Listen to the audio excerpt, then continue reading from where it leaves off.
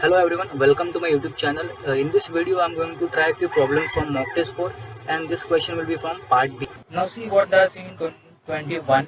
We have given nice function f of x comma y. Okay, x square divided by y square, and this is defined on this rectangle half 3 by 2 cross half 3 by 2. Okay. Now they are asking directional derivative at point 1 1 along 1 1. Okay, means what we have to find this directional derivative at 1 comma 1 and along the direction 1 comma 1. Now see how do we find directional derivative. So this is the way f at a along u. This is the directional derivative notation for directional derivative. How do you find limit s tends to 0 f of a plus hu minus f of a divided by h. This is the definition of a directional derivative, which is equals to limit s tends to 0. Now look at what is f of a plus hu. So f of what is a 1 comma 1 plus h times what is u 1 comma 1 again minus f of a again 1 comma 1 divided by our h. This is nothing but limit s tends to 0. Now look at this, how do we add two vectors component wise? 1 plus h comma 1 plus h, okay, minus f at 1 comma 1 divided by what? H. Now look at carefully, limit s tends to 0. What is f of 1 plus h comma 1 plus h? Now see, our x is 1 plus h now, okay,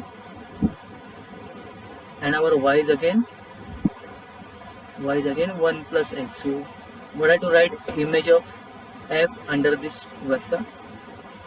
So 1 plus h whole square upon 1 plus h whole square minus f of 1 will be simply 1 by 1 for 1 divided by this h.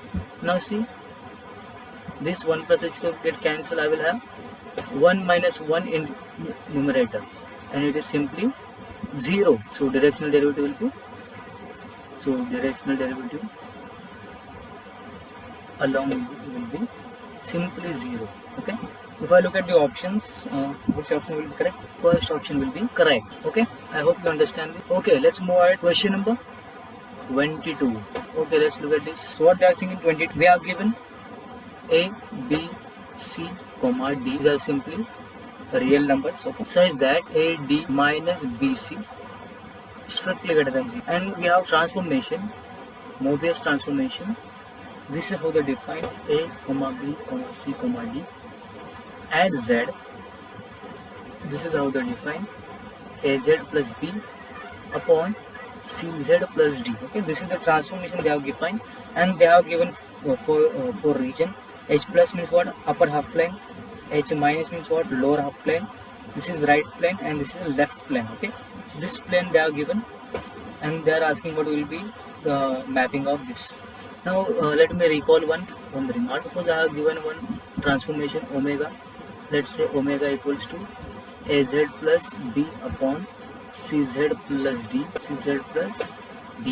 and if determinant of AB CD which is equals to AD minus BC, if it is strictly greater than 0, then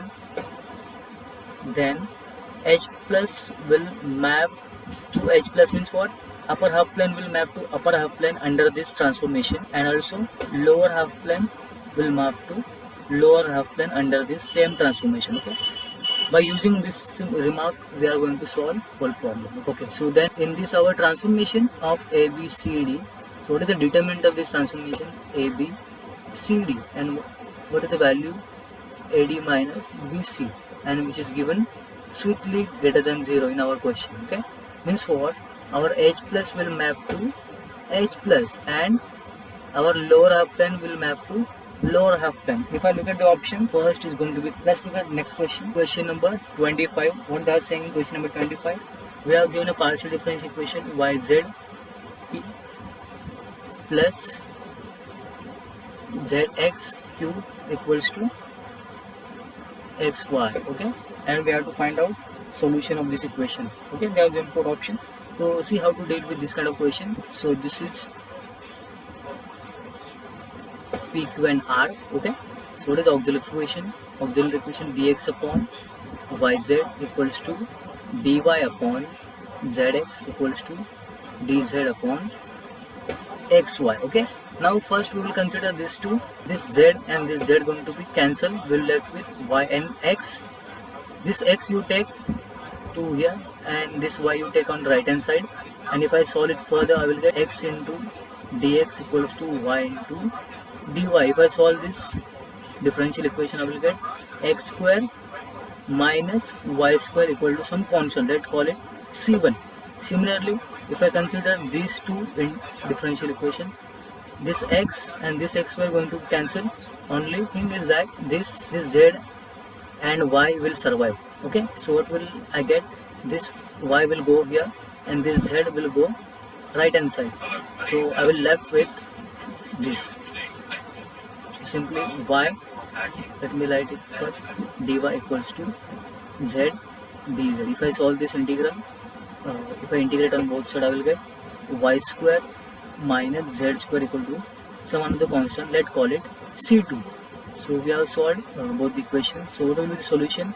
F at c1 comma c2 equals to 0. This will be the solution for this differential equation. So what is our c1? C1 is nothing but x square minus y square. And what is our c2?